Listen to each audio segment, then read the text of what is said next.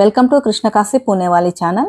పాలకూరతో chicken చేసుకోవడం కోసం ప్యాన్లో 1.5 స్పూన్ ఆయిల్ వేసి 2 లవంగాలు, చిన్న ముక్క చెక్క, ఒక బిర్యానీ ఆకు, ఒక ఆనియన్ ఇలా చిన్నగా కట్ చేసి వేసుకోవాలి. 2 పచ్చిమిర్చి చీలికలు వేసి ఆనియన్ పచ్చివాసన పోయేంత వరకు బాగా వేయించి 1 స్పూన్ అల్లం వెల్లుల్లి పేస్ట్, కొంచెం పసుపు, 1 స్పూన్ కారం వేసి అల్లం వెల్లుల్లి పేస్ట్ బాగా వేగిన తర్వాత నీట్గా క్లీన్ చేసుకున్న 1/2 కిలో చికెన్ వేసేసి బాగా కలిపి మూత పెట్టి 5 నిమిషాలు మగ్గించుకోవాలి.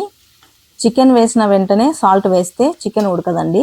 అందుకోసం ఒక 5 నిమిషాలు బాగా మగ్గించుకున్న తర్వాత చికెన్ నుంచి ఇలా నీరు బయటకు వచ్చిన తర్వాత 1 స్పూన్ సాల్ట్ వేసి, పాలకూర వేస్తున్నాం కాబట్టి సాల్ట్ కొంచెం చూసుకొని వేసుకోండి. ఈ చికెన్ బాగా మగ్గడం కోసం ఒక చిన్న గ్లాస్తో నీళ్లు పోసి మూత పెట్టి చికెన్ మొత్తం 70% దాకా ఉడికించుకోవాలి.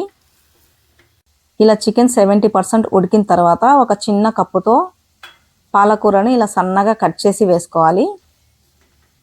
పాలకూర మొత్తం చికెన్లో కరిగిపోయి పచ్చివాసన అంతా పోయిన తర్వాత 1/2 spoon garam masala, 1/2 spoon chicken masala, కొంచెం కొత్తిమీర చల్లుకొని 2 నిమిషాలు బాగా మగ్గించుకొని దించేసేయడమే అండి. ఎప్పుడు ఒకేలాగా చికెన్ కాకుండా ఇలా పాలకూరతో డిఫరెంట్ టేస్ట్ ఉంటుంది. ఒకసారి ట్రై చేసి చూడండి. ఈ పాలకూర చికెన్ చపాతీ, పూరీల్లోకి చాలా బాగుంటుందండి.